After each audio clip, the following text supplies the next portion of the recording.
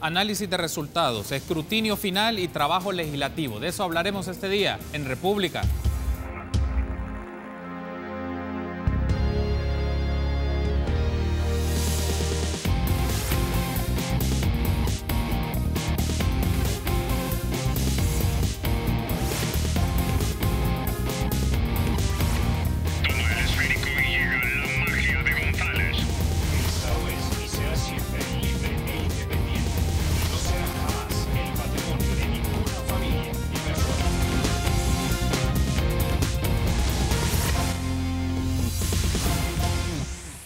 Jueves 8 de marzo del año 2018. Qué gusto que nos acompañe en República. Les saluda Carlos Monterrosa. En esta ocasión hablaremos un poco del análisis de los resultados, del escrutinio final y del trabajo legislativo. Tres temas importantes que vamos a estar desarrollando en el transcurso de esta entrevista. Es un gusto para mí saludar a Mario Ponce, diputado del PCN.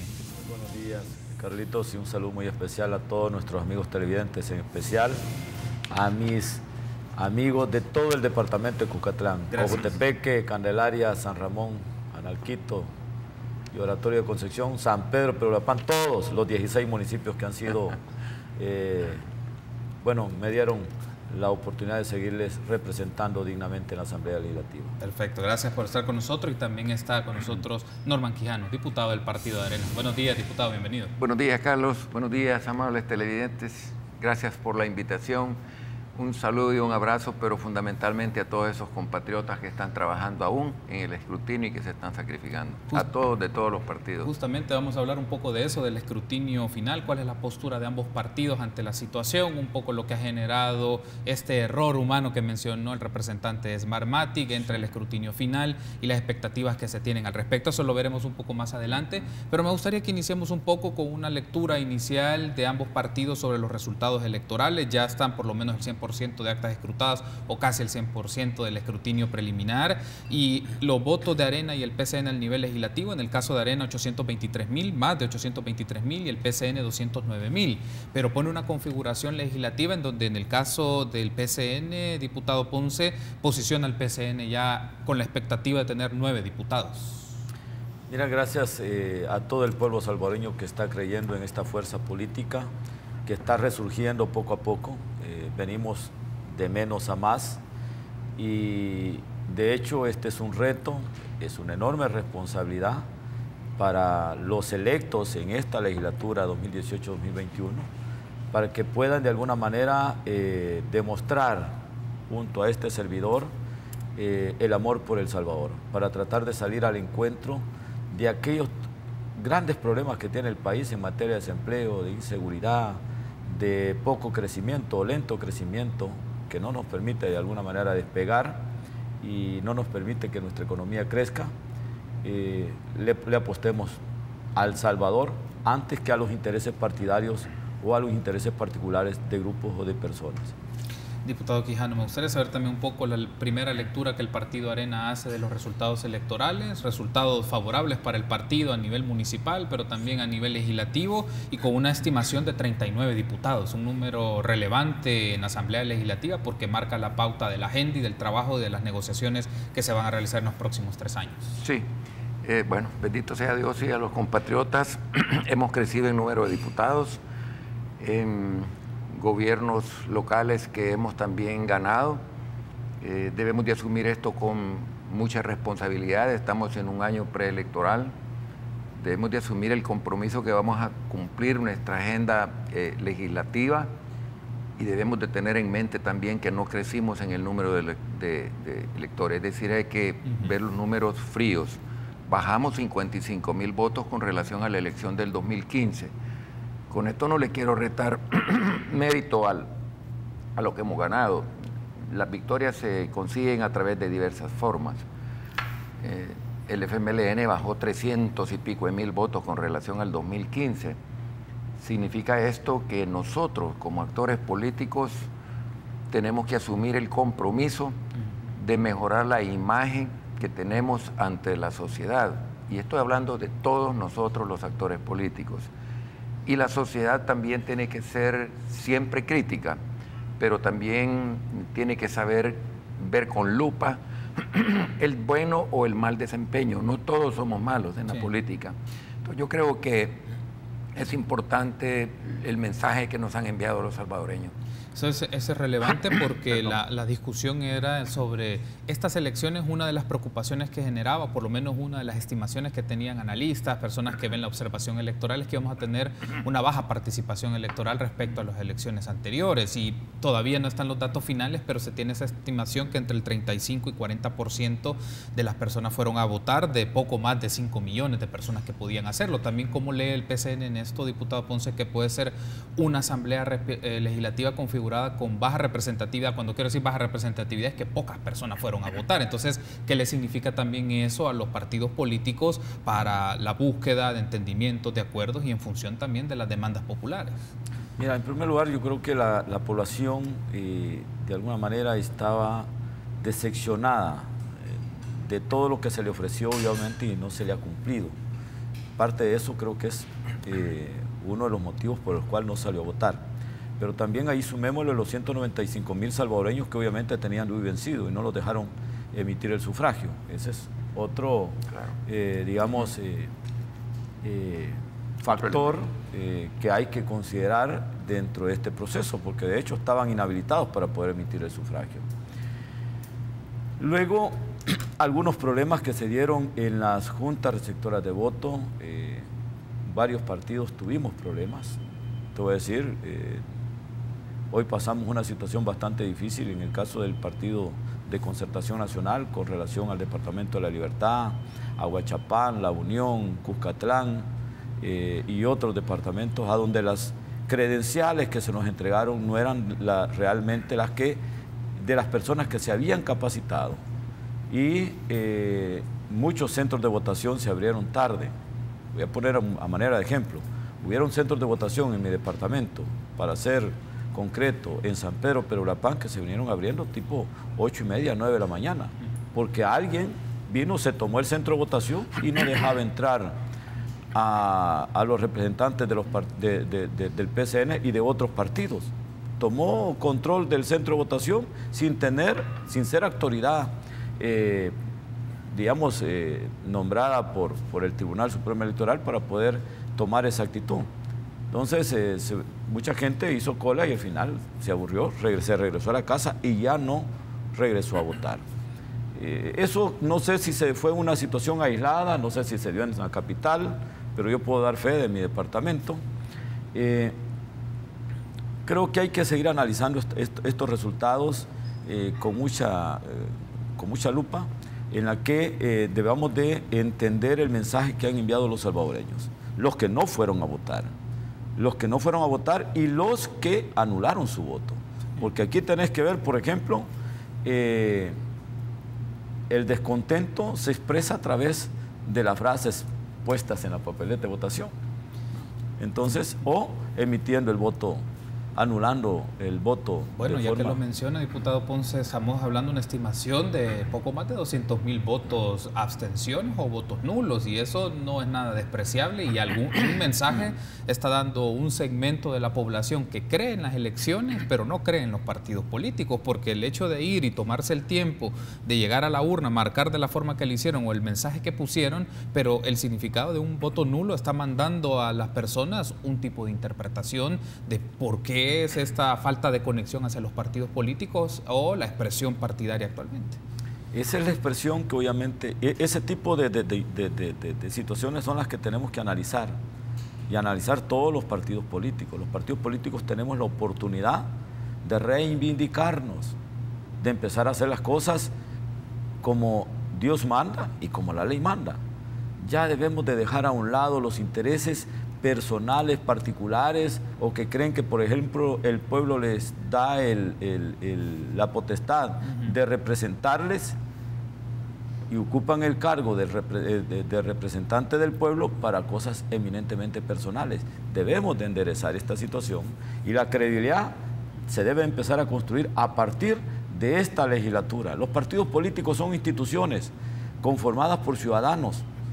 Ahora, no son los partidos políticos los malos, son los dirigentes o quienes conforman ese partido político o quienes representan en los cargos de elección popular a esos partidos políticos. Los partidos políticos de por sí no son malos, son instituciones de carácter jurídico que representan una filosofía ideológica, una plataforma de gobierno, ya sea esta municipal, legislativa o ejecutiva.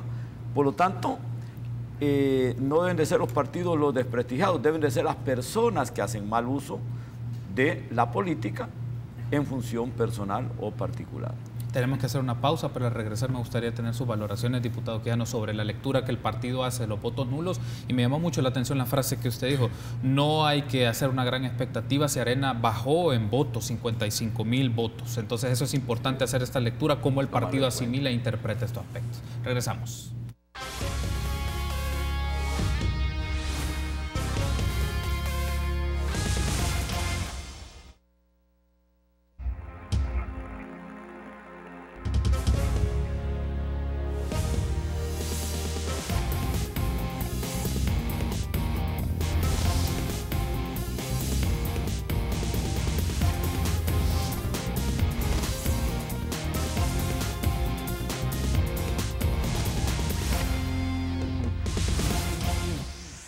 Gracias por continuar junto a nosotros en República. Teníamos pendiente su reacción, diputado Quijano. Estaba el tema de, bueno, Arena bajó 55,000 votos respecto a la elección del 2015.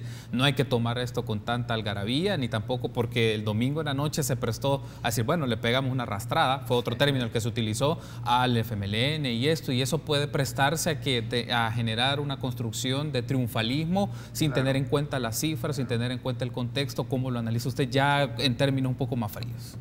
Bueno, mira, no obstante que muy seguramente muchos alucinen queriendo ponerse la medalla del ausentismo, como muy bien lo ha expresado mi amigo el diputado Mario Ponce, hay muchas razones que prevalecieron sobre este tema. Quizás el más advertible es que tenemos un sistema electoral complejo, que veníamos de una elección donde la gente había pasado 3 días en el escrutinio y aquel gran forcejeo. Entonces mucha gente estaba temerosa en general del proceso, de lo que iba a tardar el escrutinio y lo que se podía presentar. Luego le tienes que agregar un discurso antipolítica, como muy bien también apuntaba Mario, lo cual pone en riesgo el sistema de partidos políticos. Ese discurso que es constante, quizás valdría la pena analizar si las razones, lo que motivan eso, ¿verdad? Que obviamente los actores políticos tenemos mucho de culpa en eso, como que nos gusta poner cal viva en el debate, como que no nos gusta alejarnos, y estoy hablando en términos generales, no me estoy poniendo como un ejemplo, como que no nos gusta alejarnos en términos generales del debate de la política tradicional que se basa en insultos, en improperios, donde el diputado es acusador, es fiscal, es juez, es inquisidor, es de todo. El ciudadano de eso está cansado. Y ahí es donde nosotros tenemos que hacer una enorme reflexión. Es decir, los partidos políticos, nadie invita a sus miembros, a sus funcionarios, a que se corrompan, a que tengan expresiones fuera de tono. Es la conducta de cada quien, no solo en su vida como funcionario público, sino que también en su desempeño en su vida privada, familiar. Y el político, decía una persona ya fallecida, siempre está en una vitrina. El político no tiene que olvidar que está en esa vitrina donde todo el mundo lo está viendo, cómo se comporta. Y ahí es donde nosotros tenemos, los actores políticos, que poner la atención debida. Debemos de ser severos cuando surge un caso de corrupción en nuestras instituciones públicas, y no solamente, casi siempre recurrimos a uno que ya como que es un estribillo, que funcionen las instituciones, que funcionen las instituciones.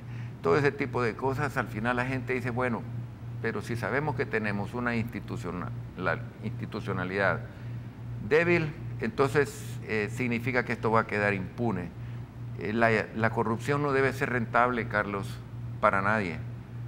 Es más, la corrupción, cuando se han trastocado los bienes del Estado, no debería de prescribir nunca, porque aquí tenemos que prescribir a los 10 años esos hechos contra la hacienda pública. no deberían de prescribir nunca, deberían de ser perseguibles de oficio, diría yo, hasta que le llegue el llamado del Ser Supremo a la persona. En la medida que nosotros no enfoquemos el discurso con propuestas, con alternativas, y nos dediquemos más que todo a cuestionar, a denostar, con alusiones incluso a veces de tipo personal, vamos a tener serias dificultades. Y yo creo que este es un llamado de la población, como quien dice, estamos enviándoles, este sí es un verdadero mensaje. Se advertía, pero yo creo de que si nosotros no tomamos en cuenta con seriedad, si no hacemos un análisis introspectivo, profundo, de reflexión, de qué es lo que queremos para nuestro... La democracia se sustenta en un sistema de partidos políticos, y si el sistema de partidos políticos tambalea, se hunde, nos hundimos todos. Venezuela es el más vivo ejemplo y quizás más reciente. Todos cuestionaron al COPEI, los adecos, ya no querían escuchar a Lucinchi, a Carlos Andrés Pérez, a Herrera Campins, todos los expresidentes, y todos eran judicializados. Salían de la presidencia y eran judicializados porque se habían involucrado en hechos de corrupción. Mira lo que terminó Venezuela. Surgió un tirano, ¿verdad? Una persona que no es necesario ni expresarse, porque todos sabemos lo que ha representado para esa nación. Entonces nosotros tenemos que cuidar nuestra democracia. Si nos costó, no sé, 80.000, 100.000 muertos, la destrucción de la infraestructura del país, hemos venido avanzando en la democracia, a lo mejor no construyéndola con la celeridad que deberíamos, pero sí venimos avanzando paso a paso, y es nuestra obligación como actores cuidarla. Más adelante me gustaría que hagamos esa reflexión, me parece oportuna, diputado Quijano, en función de sus partidos, hacia adentro, cómo se ven los partidos y la futura o la configuración que tendrán en Asamblea Legislativa, y los compromisos que se asumen, porque si lo vemos en los números, ahora la configuración legislativa va a estar marcada por un fuerte segmento de derecha. O sea, la Asamblea Legislativa, si lo vemos a raíz de cómo se denominan los partidos políticos y cómo actúan, va a ser de derecha. En el caso de Sumamos Arena, PCN, Gana, pueden tener la mayoría calificada para lograr la aprobación, en este caso, de endeudamiento y otro tipo de decisiones, fiscal general de la República, el tema de la Corte Suprema de Justicia. Hablaremos de eso en un bloque más adelante, pero quiero hacer esta pregunta. Pues, no quiero que suene demasiado obvia, pero el hecho de que el FMLN disminuye, ¿le favorece a Arena y al PCN? O sea, hago esta pregunta porque, en principio, un partido de izquierda que esté fuerte en una sociedad es relevante para el tema democrático, así como también las otras expresiones partidarias, pero en la primera lectura, ¿les beneficia que en este caso el FMLN tenga 22 diputados? Mira, yo quiero plantear lo siguiente, Carlitos, y espero que pues, el doctor, en representación de una fuerza política que pues, ha sacado un buen número de diputados para esta legislatura 2018-2019, obviamente que va el mensaje para ellos y el mensaje para los nuestros, a quienes, tal como tú lo estás planteando, los grupos de derecha, seamos sensatos. Este triunfo no debe emborrachar a nadie. Este triunfo nos debe de servir para hacer una reflexión y enderezar los caminos torcidos que puede tener el país en materia de crecimiento, en materia de inseguridad, en materia de desempleo, en cómo vamos a manejar el endeudamiento. Aquí es a donde le pedimos a todos que pongan sus buenos oficios, sus mejores ideas, para que demos soluciones prácticas, concretas, de cómo vamos a manejar el pago del servicio de la deuda. Y eso, porque si se está a arribar a un nuevo gobierno en el 2019, no creo que sea saludable que un nuevo presidente de la República venga y encuentre el país con una situación de insolvencia o de no poder de alguna manera hacer efectivo el pago de la deuda multilateral. Sí. Ese es un primer punto. Un segundo punto es el hecho de que tomemos este triunfo, se enloquezcan todos y empecemos de alguna manera a hacer cosas que el pueblo detesta. El pueblo no quiere más confrontación, el pueblo quiere soluciones a los problemas. Y si los que van a tomar posición o los que vamos a tomar posición a partir del 1 de mayo vamos con una actitud revanchista, de querer ir y terminar de destruir al contrincante, creo que no es la mejor idea. Al partido, que por supuesto ha perdido un buen número de diputados, le va a servir este evento electoral para hacer su propia reflexión.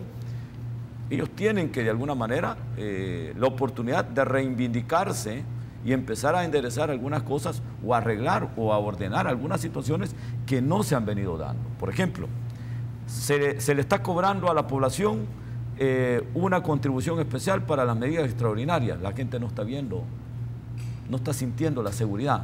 Primer punto. Hay una cantidad de trabas en las instituciones, empezando por aduanas y otras instituciones que dan los permisos para poder importar y exportar.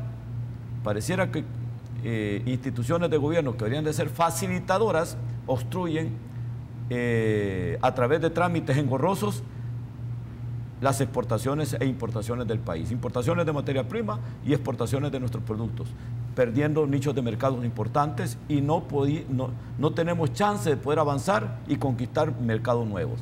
Ahí hay otro punto. Okay. Entonces, si yo te pongo todos los puntos que obviamente están en la mesa, de lo cual los ciudadanos están cansados de discursos reiterativos, que parecen círculo vicioso, lo dijo el doctor, el insulto y el contrainsulto, eso no le... ¿Y en qué le beneficia al pueblo salvadoreño? El que un partido ataque al otro y el otro ataque al otro y se estén... Ese tipo de confrontación, aquí mandaron un mensaje claro, preciso y concreto a los salvadoreños. No queremos más confrontación, queremos soluciones a nuestros problemas. Y los jóvenes se expresaron, los jóvenes de todo el país se han expresado, de todos los niveles, porque están cansados y ven una situación gris o un futuro gris para el país, y ellos son los que tienen que enderezar esta situación expresándose en las urnas. Y se expresaron muchos jóvenes, los que no salieron a votar y anularon su voto, también es una forma de expresar, de expresión, ¿vea?, en contra de una situación que ellos ven que los políticos no toman la responsabilidad que les corresponde. Tenemos que hacer una pausa. Al regresar vamos a hablar un poco del escrutinio preliminar y el escrutinio final, aspectos que también están bajo la expectativa, la observación de los partidos políticos. Regresamos.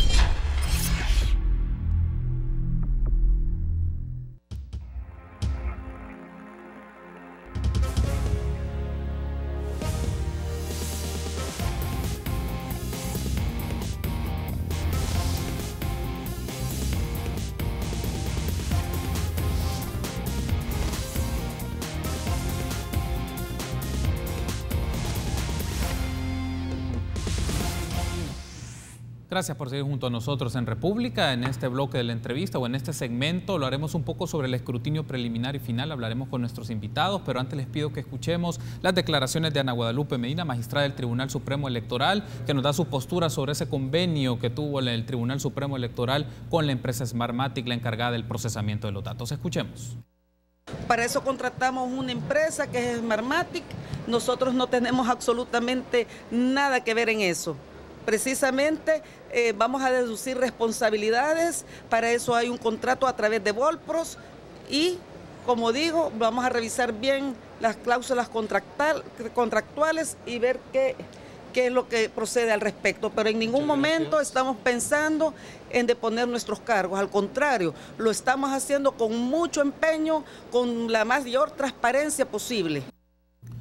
Ahí teníamos entonces las declaraciones de Ana Guadalupe Medina, magistrada del organismo colegiado del Tribunal Supremo Electoral. Seguramente usted se hará las preguntas: ¿y cómo es que se da este procesamiento y el manejo de los datos? ¿Cómo es el uso del equipo tecnológico para esto? ¿Y cómo sabemos que las marcas y los votos se procesan y se presentan adecuadamente en el sitio web que puso a disposición el Tribunal Supremo Electoral para el escrutinio preliminar? Para tener una explicación de esto desde el lado técnico, establecemos un enlace Skype en este momento con Juan Carlos Aquino. Él es informático, tiene 24 años de experiencia en proyectos de tecnologías, es especialista en programación de software y es administrador de base de datos.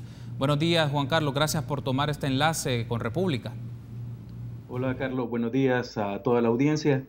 Y aquí estamos a la disposición para responder las dudas que surjan.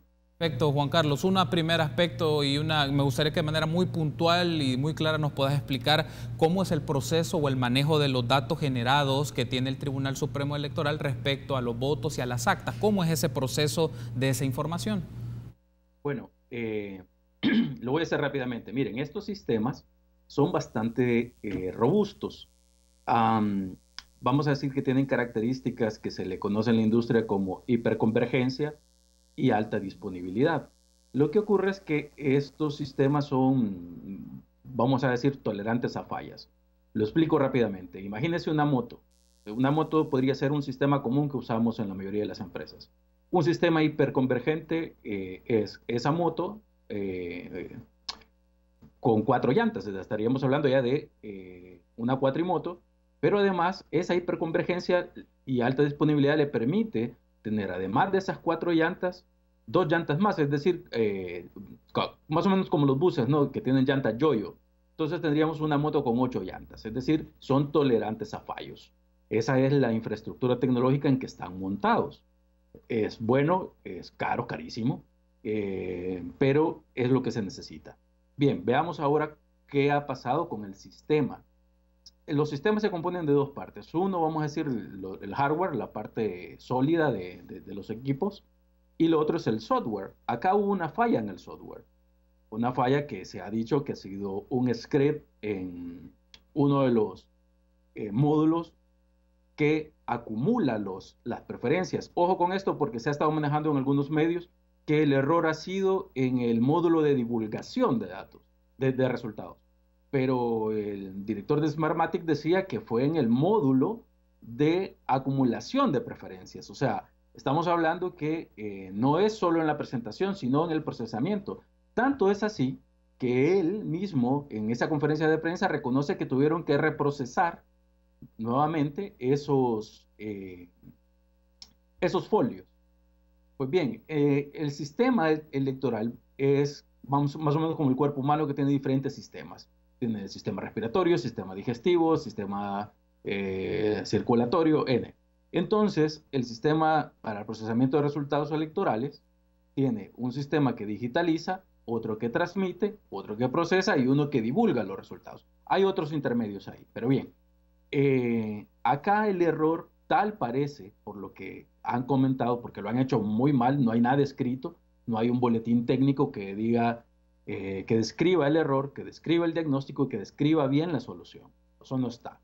Y eso es urgente que lo hagan, que lo pidan los partidos políticos, la Junta de Vigilancia y más bien todos los actores, ¿verdad? La Fiscalía que está ahí encima. Pues bien, se necesita ese informe técnico porque si no, estamos especulando un montón. Bien, entremos a detalle. Miren, ¿esto fue un error humano?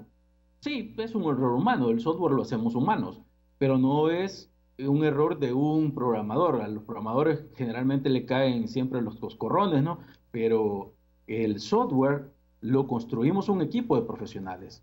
Esto es que hay alguien que hace el software, otro que lo supervisa, otros que lo prueban, y la verificación y validación de los resultados se hace con los clientes, que en este caso el cliente es el TSE, y me imagino que los partidos políticos mediante la Junta de Vigilancia, esta gente, como decía la magistrada hace unos minutos, van a verificar las cláusulas contractuales, pero yo creo que la empresa no va a estar muy preocupada porque seguramente en las pruebas y en los escrutinios que se hicieron, todas las partes fueron dando por válidas esas pruebas. Es decir, se hizo mal el trabajo de verificación. No es un error de un programador, o claro que sí, en el sentido de que él lo escribió, pero los que tenían que revisarlo, los que tenían que probarlo, no lo hicieron bien.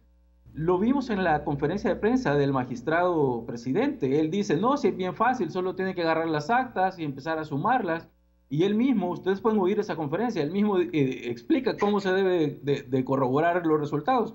Bueno, si es tan fácil y tan simple, colegas, ¿por qué no lo hicimos? O sea, aquí venimos ya con el segundo strike. En el 2015 fue una vergüenza absoluta. Nos han dejado y nos dejan siempre los profesionales de TI como que venimos de arriar vacas, y en este país no, aquí vemos muchos profesionales capaces y que tenemos, por supuesto, conocimiento y capacidad para hacer productos de software iguales o mejores que estos. Hay una cosa, Juan Carlos, perdón que te interrumpa, hay un aspecto que quiero tener tu apreciación. Ya has mencionado que para que corra un programa de estas características hay un equipo especializado de informáticos y que se ven diferentes módulos o diferentes sistemas, desde el procesamiento, presentación, divulgación de los resultados, que es como aspectos fundamentales, pero la discusión en algunos medios se ha manejado únicamente al error de un script, pero hay un aspecto que me llama más la atención. ¿Es un error también del programa como tal o es un error que se pudo haber evitado por las características de la empresa que ha sido contratada? Una empresa que se ha movido a nivel internacional en diversas elecciones en el mundo, pero que también ha tenido acusaciones en el caso de Filipinas o en el caso de Venezuela. Entonces, me gustaría tener tu apreciación sobre esto de un error de esas características. ¿Se puede dar en una empresa que tiene este tipo de recorrido o de récord en diferentes lugares del mundo, sobre todo porque es especializada en temas electorales? Bueno, mira, vamos a decir que se puede porque se dio, es decir, la evidencia está ahí. ¿Que debería de ser así? Desde luego que no, están cobrando buena plata. Parte del génesis de ese problema, y esto lo discutimos en el seminario de evaluación de las elecciones 2015, que uno de los problemas principales es que el tiempo para la adecuación del sistema es muy corto, es decir, se habla aquí que desde el de diciembre empezaron a trabajar. Pues bien, mira, no debería de darse, es una vergüenza, desde luego, tanto para los que lo hicieron como para los que tuvieron que haberlo probado, porque esto es así, te digo, porque cuando yo he hecho mi ejercicio como consultor y he presentado y construido software, pues yo soy responsable de mis colaboradores. Aquí no van a tratar de lavarse las manos en un solo programador, a lo mejor es un pasante de esto que le pagan $100, ¿no? Hay que tener en cuenta que es una vergüenza, claramente, así, porque esto es una, vamos a decir, una incidencia nacional. Está hablando de la, vamos a decir, de la decisión del pueblo sobre quiénes van a representarles. Bien, entonces ahí hay una falla de la empresa. Te pongo fácilmente un ejemplo. Esto es como en los periódicos. Tú escribes una nota, se la das, el periódico la publica, después no va a decir Carlos Monterrosa lo escribió mal. Bueno, sí, lo escribió mal, pero hubo un corrector de estilos, hubo alguien que paquetó, hubo un editor, es decir, pasó por muchas manos y esas manos no lo verificaron y no detectaron el error. Lo mismo ocurre con el software. Es decir, no solo es el que lo escribió, el que diseñó el programa, el que escribió más bien el programa, sino todas las partes que deberían de haber funcionado y verificado que esos resultados estaban correctamente certificados. Y quiero decir algo más. Hay otra empresa que está llevando un sistema en paralelo, ¿verdad? Todos sabemos eso. Pero miren, hemos estado 12 horas dando resultados, bueno, más de 12 horas, ha tardado 12 horas en descubrir el error. Hemos estado prácticamente un día entero dando resultados y el otro sistema tampoco dijo nada, no se pudo verificar que había un error. Es decir, si yo tengo dos sistemas, con uno es mi base y el otro es el que yo puedo cotejar para ir verificando o corroborando esa información y tampoco se hizo. Es decir, ahí hay una falla, creo yo, seria en ambos sistemas y eso no debe de ocurrir. Y entonces yo quiero decir que ya es tiempo que en el país construyamos estos productos si podemos. Miren, hay una cosa muy importante que ya se hace aquí en el país y que es más crítico que las elecciones. Es el manejo de los fondos públicos. Los sistemas que maneja el Ministerio de Hacienda son construidos por gente salvadoreña. ¿Qué más importante que la plata que colecta el país y que sirve para el funcionamiento de todas las entidades públicas? Eso ya lo hacemos nosotros. Okay. ¿Me entendés? O sea, ya es tiempo de que la tecnología electoral sea construida en El Salvador, sea hecha por nosotros y que el Estado sea el garante de esa información y de esos componentes tecnológicos. Solo hay un aspecto más, Juan Carlos, perdón que te interrumpa, un aspecto más solo para efectos de aclaración total. Esto que pasó con el tema de las preferencias y el orden cuando se empezaron a divulgar resultados, que los que estaban al final aparecieron primero, ¿cómo podés explicarle esto al ciudadano? Decir que fue parte de este error y de la configuración de un conjunto de personas y de programaciones que estuvieron sobre esto. ¿Cómo se lo puede explicar a la gente? Decir, bueno, ¿es un error que se dio o es algo que, lo voy a poner de esta manera, que se pudo haber evitado, que en los simulacros se pudo haber detectado? ¿Cómo se lo explicamos a la ciudadanía, a la audiencia de República? Bueno, fácilmente. Este error no se detectó por puro descuido, tanto del que lo construyó, del que escribió el script, como la empresa en todo su proceso de construcción de software. Es decir, la gente que controla la calidad, el aseguramiento de la calidad falló, el testing, las pruebas fallaron y es total y absolutamente descuido. Negligencia, sí, sin duda. ¿Ocurre en otros lados? Sí, claro, ocurre. Pero bueno, esto es una incidencia nacional. Ahora bien, Juan Carlos, ¿qué significa? Tú mencionaste algo. Fuiste parte de las personas que participaron en la evaluación que hizo el Tribunal Supremo Electoral hace 3 años sobre los comicios del 2015 en diferentes ámbitos, a nivel técnico, a nivel del tema del escrutinio, a nivel de configuración. Es decir, fueron varias mesas. Tú estuviste en la mesa de carácter tecnológico. Y aquí uno de los señalamientos que se hizo era también la necesidad de que el tribunal estuviera fortalecido técnicamente para estos procesos. Me gustaría que nos hables un poco sobre esto a la luz de lo que ha pasado para efectos de la evaluación, es decir, no son asuntos que aparecieron ahora o las menciones se hicieron 3 años atrás ante una situación de estas características por la complejidad que tuvimos y lo que ocurrió hace 3 años en las elecciones 2015. Sí, bueno, en esa mesa discutimos sobre la transmisión y el procesamiento de resultados y se hizo un señalamiento de las fallas y algunos aspectos y consideraciones a tomar para subsanarlas. Lo curioso de esto es que buena parte de la discusión se centró en que en el 2015 los contratos, bueno, hay gente que dice que los contratos fueron verbales, eso no me consta, pero es posible porque desde luego no hubieron litigios con nadie, o por lo menos no públicos. Los contratos los hacen muy precoz, no hay mucho tiempo para madurar un software, por muy 3 millones que cueste, es decir, entre más tiempo tenés, hay menos probabilidad de que hayan errores. Y te diré algo, también son más baratos los software. O sea, como cualquier obra, si tú vas y le decís a una constructora que te haga una casa en una semana, te va a sacar los ojos. Pues lo mismo ocurre con el software.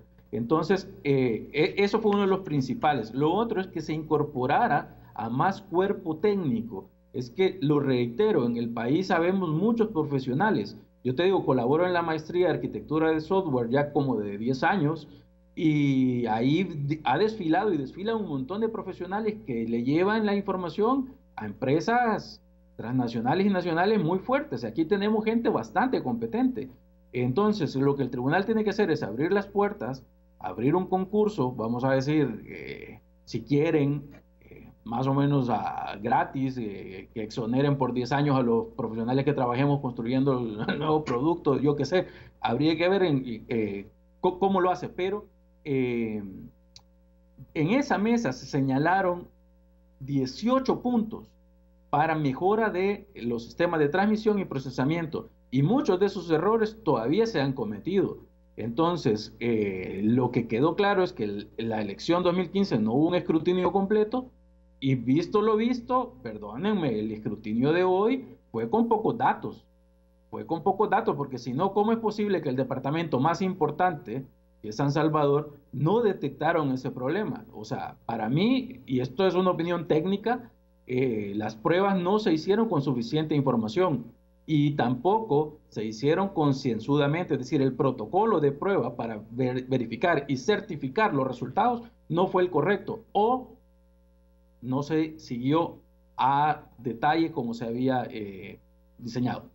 Quiero consultarte, Juan Carlos, antes de finalizar este enlace, agradecerte por tu tiempo y de explicarnos un poco esto desde esa perspectiva del lenguaje informático. Lo siguiente, se ha mencionado mucho y la insistencia de espacios de partidos, de observadores internacionales, de analistas en el tema electoral, es que es clave que se haga una auditoría de este proceso. Desde tu perspectiva como técnico especialista en programación de software e informática, ¿cuáles serían los 3 puntos que se debe de auditar a nivel tecnológico de la empresa y del procesamiento? ¿Cuáles serían los 3 que decimos, estos son los fundamentales que hay que auditar, que hay que observar y que tiene que ser de conocimiento público? Bueno, parte de mi experiencia en sistemas de información es la administración de bases de datos. Yo administro bases de datos desde hace más de 20 años.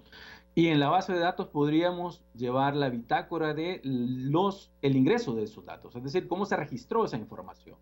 Primero, eso va a señalar cuál fue el almacenamiento que derivó de un procesamiento de información. Ese es uno. La segunda parte a auditar, obviamente, es el código, aunque con el código es bien complicado porque tendríamos que hacer prácticamente una auditoría forense para saber en qué momento se modificó el código, con qué código se ejecutó, porque ahora fácilmente te pueden decir este trocito de código es el que falló, pero nadie tiene certeza de que realmente con ese pedacito de código es que estaba funcionando el sistema. O sea, aquí requiere una auditoría un poco más compleja. Y lo otro es que el mismo sistema debería de tener un módulo de auditoría de transacciones, es decir, que los partidos, la gente del TSE y cuantos actores intervienen en esto puedan ir viendo las modificaciones y alteraciones de los datos y cómo va fluyendo esto. Porque el señor de Smartmatic decía, no, el tribunal puede saber esto con nuestra ayuda. Y lo digo así, lo voy a decir en buen salvadoreño, porque obviamente solo la gente de Smartmatic sabe las tripas del sistema, cómo está por dentro, ¿verdad? O sea, foráneos no pueden acceder a esa información. Vas a necesitar siempre del creador porque él conoce los diagramas, el diseño, pero eso se puede subsanar teniendo un sistema, un subsistema, un módulo de auditoría que vaya verificando el control transaccional y cómo se van modificando esos datos para que no necesiten de un programador para que vaya a extraer los datos. Esto lo hace la banca, lo hacemos en todas las empresas ya. O sea, ojo, ¿qué está pasando aquí? Otra vez, necesitamos que se profesionalice todo el control y gestión de los resultados electorales. Perfecto, Juan Carlos, quiero darte las gracias por este enlace y darnos tu postura y también aclararnos desde la tecnología y lo que significa esto, que puede ser un lenguaje un poco denso para la población, pero lo has puesto con ejemplos que permite aclararlo mejor, y esto da la pauta también para que el Tribunal Supremo Electoral, las diversas expresiones de partidos políticos, observadores, insistan en este proceso que es relevante y para que queden claras las cosas y no se presta a lenguajes, a discursos que promueven el fraude y estos aspectos. Gracias, Juan Carlos, por haber establecido este contacto Skype con nosotros. A la orden, Carlos. Solo reiterar, mientras el tribunal no publique técnicamente qué pasó, va a continuar la especulación. Yo creo que no hubo amaño, no hubo chanchullo, hubo un descuido garrafal de los colegas profesionales encargados de que esto saliera bien. Perfecto, Juan Carlos. Gracias por haber establecido ese vínculo con nosotros. Estuvo con nosotros Juan Carlos Aquino vía Skype, informático, 24 años de experiencia en TIC, especialista en programación. Tenemos que hacer una pausa. Al regresar, las reacciones de nuestros invitados.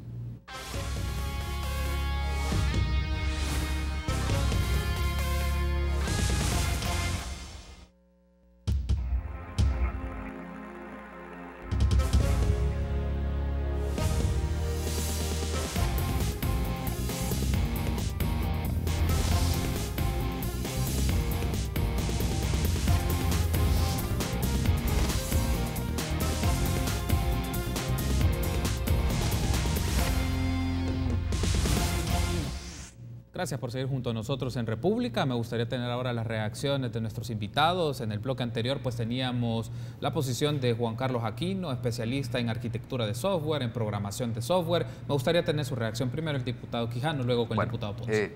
No obstante, en esta materia soy lego, diría yo.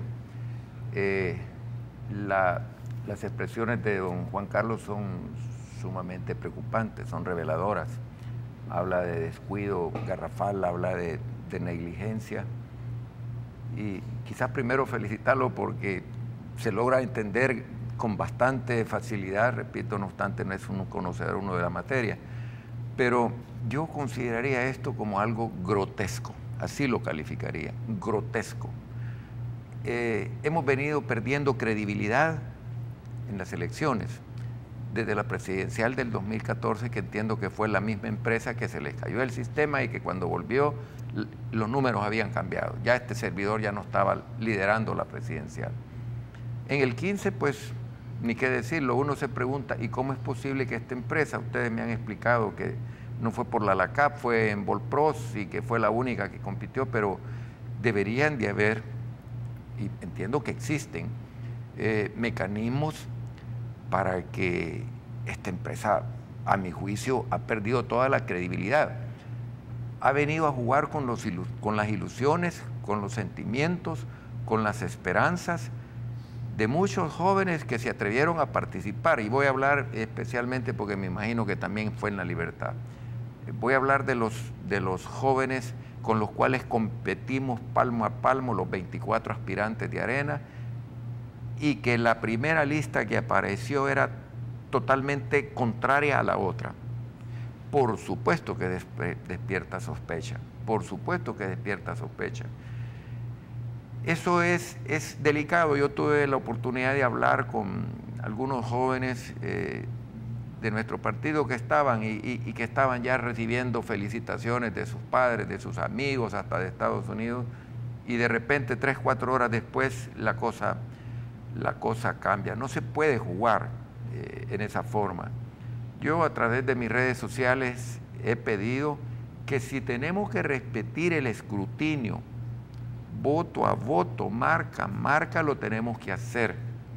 En eso se sustenta la democracia. No podemos dejar la duda que el sufragio que cada compatriota emitió se haya tergiversado. Eso merece un respeto profundo. Y esto ha sembrado dudas. Yo lo quiero decir con toda franqueza. Ojalá que en el transcurso, en el devenir, se pueda aclarar. No hay prisa. Si la vez pasada tardamos 20 días en un escrutinio o que se fueron a la feria, pero que a nadie le debe de quedar la más mínima duda de que aquí a nadie se le irrespetó la voluntad, el trabajo tesonero de mis aspirantes a diputados, los miembros de mi partido, en el territorio de lunes a domingo, gastando grandes cantidades de dinero para poder desarrollar su labor de proselitismo, para lograr calar entre los diputados de Arena de la Libertad y de San Salvador, se debe de respetar. Yo considero que se debe de respetar. No puede ser posible que esta empresa, que es una empresa desde ya la catalogo de irresponsable, y que cuando a mí me dijeron que esa empresa iba a estar, yo siempre dejé una reserva de duda. Dije yo, esta empresa ha fallado en Filipinas, ha fallado en México, que es venezolana, ha fallado en tantos lugares, que yo creo que esa empresa debería de tener cerradas las puertas en nuestro país. Diputado Ponce, ¿cuáles son sus reacciones al respecto? Se mencionaba, Juan Carlos mencionaba que son varios módulos, no es solo un procesamiento, son varias etapas, hay un equipo de personas alrededor de esto y que un error de estas características genera un poco esta suspicacia porque no se corrió, utilizando un poco el término, en los departamentos que requería más procesamiento de información, que son San Salvador y La Libertad. Entonces, al no tener esa muestra de estos, ¿cómo se iba a identificar un error de estas características cuando se hicieron los simulacros? Fíjate que quizás voy a reaccionar ante la última parte de la última intervención del doctor Norman Quijano. La situación obviamente que fue grave y sigue siendo grave. Mientras el tribunal no acepte las peticiones de los partidos políticos que el día de anoche hicimos. La duda está, y lo que dice el doctor es cierto, crearon falsas expectativas y esas falsas expectativas tienen que aclararse ante cámaras de los medios de comunicación, ante los medios de comunicación del Estado. ¿Por qué? Porque aunque el tribunal diga que resolvió el problema, y que vamos a demostrar que son los resultados reales, va a quedar esa duda. Nosotros hemos pedido que se haga un escrutinio voto por voto, que se abran las cajas y que se cuenten los votos, se cuente lo que realmente sucedió allí. Esta empresa venía arrastrando un historial no tan bueno, internacionalmente hablando. Imagínate tú, por ejemplo, que en Filipinas tergiversaron los datos de una elección presidencial y del Congreso, que terminó la empresa haciendo acusaciones criminales, porque allá atentar contra la democracia, en ese caso de Filipinas, ese es un crimen contra el Estado. Entonces, si sabíamos cuáles eran las cartas de presentación de esta empresa y aún así viene y presenta sus credenciales para poder prestar los servicios, por Dios santo, ¿en qué estamos?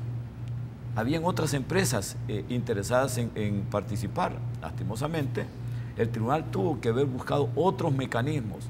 Y yo creo que quiero de alguna manera plantear lo que, y quizás tomarle la palabra a Juan Carlos.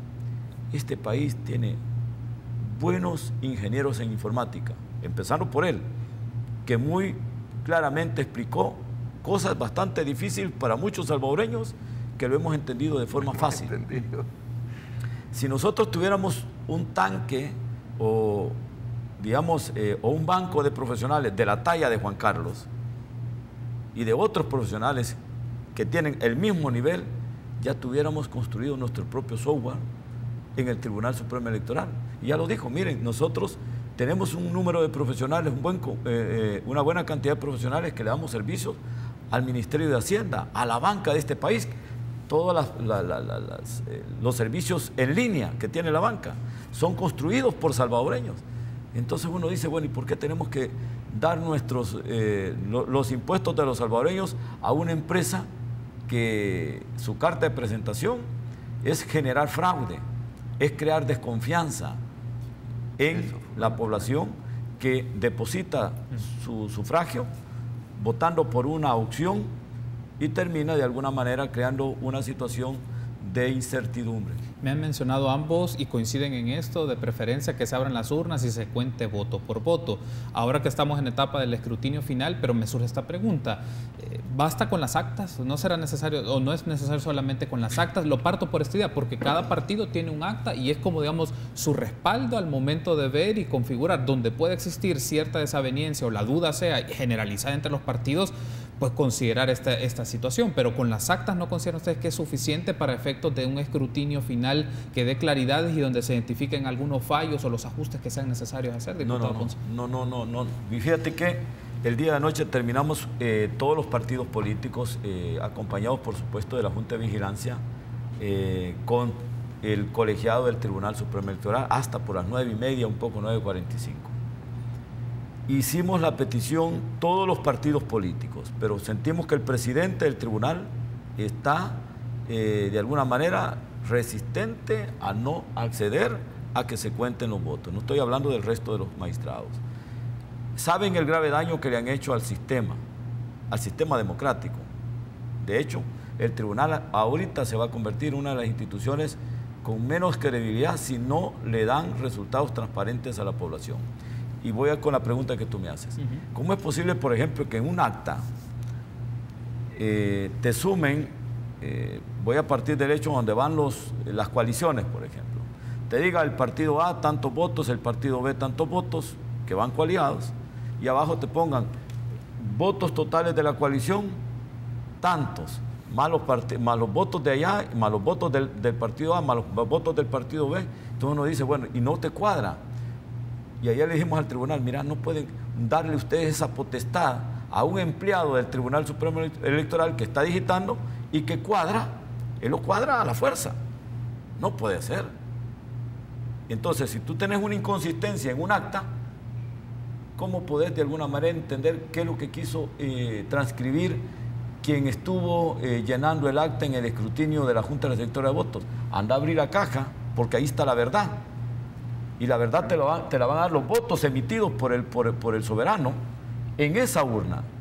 Revisá y luego corroborá que la información, por supuesto, no la pudieron de alguna manera transcribir de forma correcta.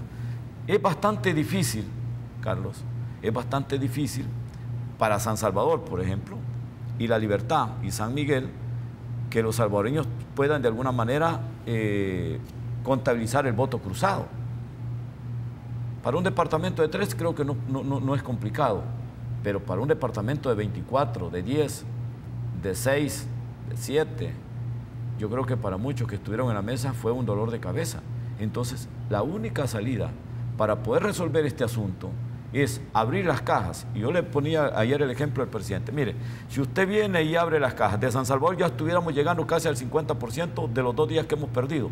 Al 50% contando los votos y corroborando la información que tienen las actas. Y arreglando, tratando de pasar la verdad con expertos, con técnicos, tratando de trasladar lo que allí sucedió y digitalizarlo. Ya estuviéramos al 50%.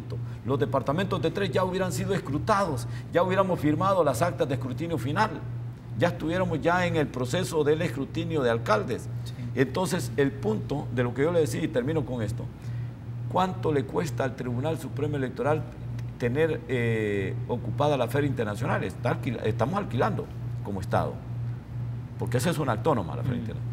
Estamos pagando habitaciones de todas las juntas electorales departamentales del interior del país que no pueden regresarse, terminando a las 9, 9:30, 10 de la noche, regresarse a sus departamentos. Me refiero a los departamentos más lejanos. Se está pagando alimentación, se está usando papelería en cantidad. Y cada día que pasa, el presupuesto del Tribunal Supremo Electoral se está agotando para este proceso del escrutinio final. Entonces les digo, miren, aceleren, porque después no vayan a estarse lamentando de que ya no tienen tiempo y que el tiempo se fue y no tienen ni el espacio suficiente en tiempo. Voy a repetir, ser repetitivo, para poder hacer la impresión de las credenciales y la juramentación de los diputados correspondientes. Tienen un gran problema y lo tienen que solucionar ahora. No sé si anoche tenían que reunirse después de la reunión con los partidos políticos. Espero que hoy tengan una respuesta.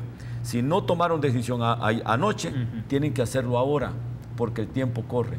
Tengo que hacer una pausa, pero al regresar me gustaría tener su postura, diputado Quijano, sobre esto de las actas, la revisión, para tener claridad en el escrutinio final. Regresamos.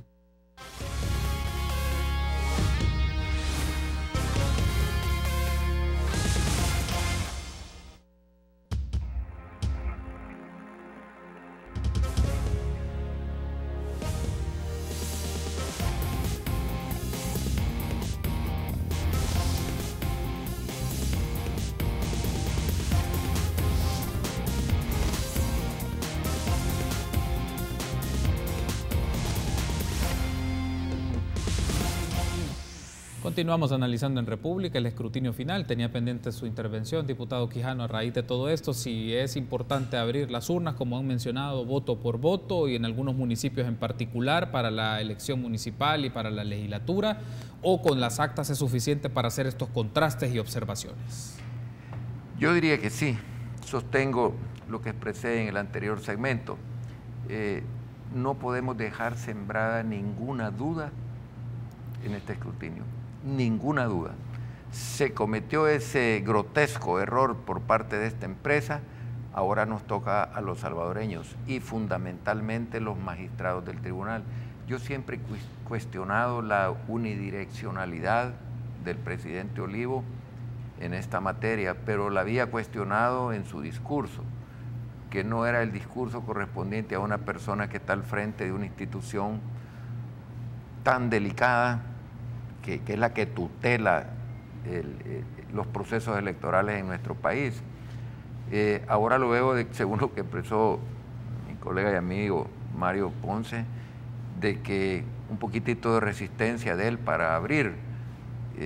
Me pregunto yo, bueno, ¿y que no es un organismo colegiado? Pues si los otros magistrados están de acuerdo y tienen los votos, deberíamos de proceder.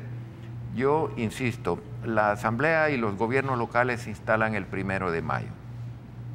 Tenemos mes y días para resolver esta situación, clarificar esta situación, si no, no nos quejemos del ausentismo. Es que mira, en las encuestas se reflejaba que el ciudadano no creía, pero qué curioso que las encuestas empiezan a reflejar la poca credibilidad en el sistema desde el 2014 para acá. Desde la presidencial, la que tuvimos el 15 y ahora en esto. Si esto lo pasamos desapercibido y no le exponemos al ciudadano y le decimos, esto pasó, se corrigió, pero que no haya uno. Bueno, en política va a ser difícil que no haya uno, porque ahí hay un elemento muy nocivo en nuestra sociedad que está diciendo que el FMLN y Arena se pusieron de acuerdo para esto. Ese tipo de personajes ya los conocemos y para quién trabajan. Pero es el organismo electoral, en este caso el tribunal, el que tiene la responsabilidad de decirle a la ciudadanía, aquí están los resultados. Es más, cuando a mí me llamaban aspirantes a diputados de mi partido en el departamento de San Salvador a las 11 de la noche del siguiente día, estoy hablando del 5, yo les decía, lo primero, prudencia. Lo segundo, hagan un esfuerzo por tener un representante, porque estábamos en ese momento en el escrutinio preliminar. Y le digo, hagan un esfuerzo por tener un representante en el escrutinio, no solo preliminar, sino que final, ¿verdad? Para que a ustedes no les quede ninguna duda de que el resultado que se va a plasmar en la legislatura que se va a instalar es la que el ciudadano decidió. eligió. Eso en materia electoral y sobre todo en nuestro país, Carlos, es tan importante, eso tiene diría yo, una importancia capital, porque abona en el descrédito de la clase política, abona en la falta de credibilidad del ciudadano ante sus actores políticos, socava, erosiona la democracia. Yo insisto en que y mira, yo estoy, bendito sea Dios y gracias a mis compatriotas, ubicado en el primer lugar. No me importaría si del primero voy a caer al segundo, al tercero, al cuarto lugar. No me importaría, con tal que esto quede claro. Es que es grosero cuando tú has compartido meses y meses, primero en el proceso interno, Mario, en el proceso interno, para podernos ubicar en las casillas que el partido tenía disponibles, 24 casillas, 100 y pico de aspirantes a entrar en esos 24. Nos ubicamos, Norman en la 1, nos ubicamos. Y después vamos a la elección. No tenés idea, probablemente el amigo que nos ve, que no está en este ambiente de la política, dirá, no, es un trabajo, bueno, a saber cuántas veces Mario visitó San Pedro Perulapán y todos los municipios de su departamento para tener el buen resultado que él obtuvo con su partido, que quiero felicitarte, Mario, realmente. Nosotros perdimos a una buena alcaldesa, doña Lupita, que obviamente va a seguir trabajando y que hizo mucho por su Cojutepec, que bueno, ganaron la cabecera departamental. Pero esa es la política, nadie llega a esto y cree de que nunca va a perder. Desde el momento que ganas sabes que algún día vas a perder, a menos que te retires. Pero insisto, yo creo de que tenemos un deber y una obligación para con esos salvadoreños, primero con ellos que salieron a emitir su sufragio y luego a esos amigos correligionarios, me imagino también del FMLN, ¿verdad? Que también fueron al trabajo territorial, que todo lo hacemos con una sana intención, en un ambiente de competencia muy maduro, muy responsable, que no deja de haber algunos rasguños propios del conflicto de intereses permanente que es la política, pero que al final nos abrazamos como hermanos y debemos de salir todos satisfechos de este proceso. Entramos ya al tramo final de la entrevista. Les lanzo esta pregunta a ambos. Primero la reacción del diputado Ponce, luego la del diputado Quijano. Es, bueno, la configuración de la Asamblea Legislativa, si no hay una alteración a las cosas o por cómo va y las proyecciones que se tienen, va a ser una configuración de derecha, si lo vemos así. Gana, va a tener su representación, Arena la representación más grande de diputados, luego el PCN con Gana, que tienen números de escaños parecidos, 9 se manejan en el caso de ambos partidos, pero la pregunta es, o la preocupación que se puede generar, y lo traigo a la luz de que hace unos días estuvo con nosotros Félix Ulloa y Álvaro Artiga dando sus análisis, y una idea que lanzaba Álvaro Artiga era, bueno, podemos tener una configuración de partidos de derecha en la Asamblea Legislativa, pero la preocupación es si vamos a tener las expresiones más reaccionarias de la derecha en la Asamblea Legislativa, y lo que puede significar a temas como la ley del agua, que es un tema importante, el tema del endeudamiento público, que es un tema importante, y otras discusiones, por ejemplo, despenalización del aborto, o sea, temas que están y que tienen que ver la legislatura. Entonces la preocupación que genera, ¿tendremos expresiones así reaccionarias de derecha en la Asamblea Legislativa? ¿Qué puede significar esto para la reacción de los ciudadanos? Les lanzo la pregunta para tener sus reacciones. Mira, qué interesante lo que acabas de plantear. Imagínate la configuración de esta Asamblea Legislativa 2018-2021, montando posiciones reaccionarias, embelesados o emborrachados, digamos, del triunfo. Y como lo dijo el doctor, es un triunfo, entre comillas, sí, pero claro, no legítimo, sí, pero no es el triunfo que se debería haber tenido cuando todos los salvadoreños se habrían expresado. No es producto solo de nuestras ejecutorias, disculpa, Mario. Entonces, a lo que quiero llegar de que es aquí a donde entra la sensatez. Ojo, si alguien está pensando en que los grupos de derecha nos tenemos que aglutinar y ser grupos reaccionarios, estamos cometiendo un grave error. A la vuelta de un año hay una nueva elección y se puede revertir. se puede revertir este resultado en contra si empezamos a actuar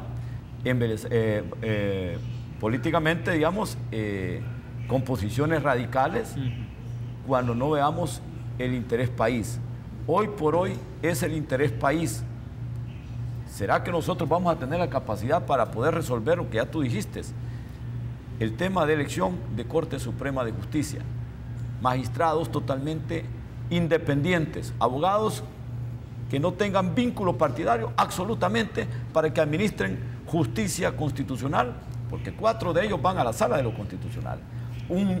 La reelección del actual fiscal o un nuevo fiscal que se ponga a la par del actual o supere las expectativas de este fiscal.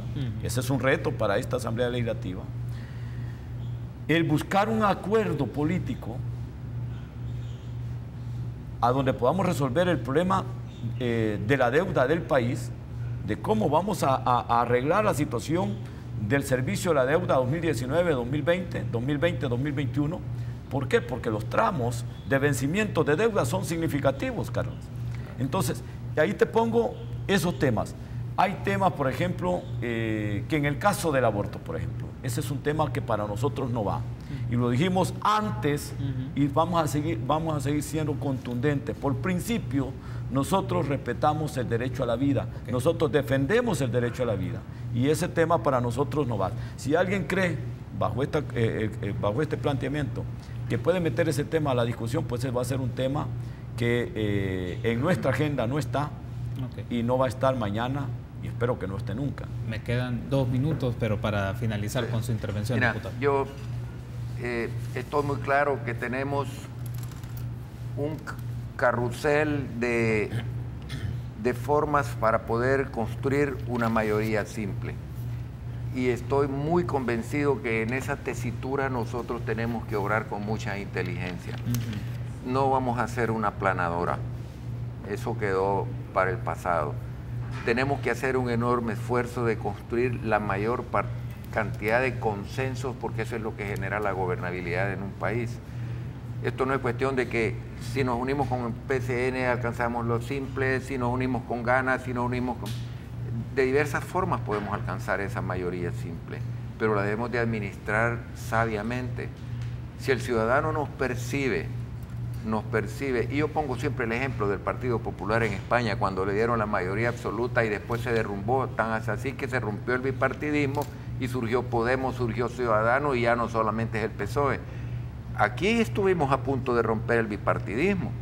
El FMLN baja un poco más y se acaban 2 fuerzas grandes políticas, porque entonces el FMLN pudo haber quedado al nivel de Gana y del PCN, entonces se hubiera roto el bipartidismo, pero no sucedió. Pero ojo, cuidado, hay mensajes importantes que yo no quisiera que este programa terminara sin mencionarlo. Ha entrado el primer diputado independiente. Sí. Eso merece un análisis, eso merece un programa para poderlo desglosar detenidamente. ¿Por qué es que una persona entra ya sin el respaldo de un partido? Esta es la puerta abierta para que en el futuro a lo mejor 5, 10, 20, 30 independientes, que tiene aspectos favorables y desfavorables. Mario obedece a un partido, al igual que yo, que tiene principios, que tiene valores, que tiene trayectoria, que tiene que rendir cuenta. Y cuando alguien entra independiente solo se debe a sí mismo o a los que lo han patrocinado, ojo, es decir, por eso digo, tiene cosas a favor, porque si a futuro, no estoy diciendo que este sea el caso, va a venir el narcotráfico, que ya vieron que hay diputados que con cualquier imagen que pueda tener siempre entran. Y viene el narcotráfico y dice, bueno, ahora es el momento de patrocinar a 4 o 1 por tal departamento, entonces vamos a empezar con problemas. Entonces, lo he dejado nada más para una... No, pero da un punto de partida para un próximo programa para que hagamos este análisis, la representación de intereses, patrocinadores de partidos en la Asamblea Legislativa, que creo que es un tema que la audiencia debe de discutir con profundidad. Pero quiero darle las gracias a ambos por haberme acompañado, diputado Ponce, diputado Quijano. Gracias por estar conmigo. Un gusto, gracias por haberme acompañado esta mañana. Bueno, tenemos que hacer un enlace con Luis González de Cúbole para que nos comente de qué va el programa de esta mañana. Buen día, Luis. Buenos días, Carlos, y buenos días a tus panelistas. Feliz jueves. Y sí, vamos a tener cocina, vamos a tener ejercicios, vamos a tener la visita de unos personajes ahí como medio extraños, como científicos locos. Mira, es tanta locura y tanta información. Vamos a tener temas médicos, así que te hago la invitación a ti, a tus panelistas y obviamente a toda la televidencia de República que se quede con nosotros porque va a estar muy bonito. Así que en un ratito comienza ¿Qué hubo, Le Magazine? Perfecto, Luis, excelente. Que sea una exitosa jornada, Día Internacional de la Mujer, y esto es importante remarcarlo, que sus luchas y que las luchas de las mujeres tienen que ser las luchas de toda la sociedad salvadoreña. Eso es importante remarcarlo en los diferentes espacios de medios de comunicación, de la economía, de la política, que es importante discutir, analizar, pero sobre todo compartir esas luchas y que las decisiones que sean en favor de la equidad. Eso es importante mencionarlo. Completamente de acuerdo. Nuestras madres son las más bellas y las mujeres lo más bello que ha existido en nuestra tierra. Perfecto. Bueno, gracias, Luis. Saludos muy cordiales, diputado. Gracias por haber estado conmigo. Nos encontramos entonces mañana, 6:30.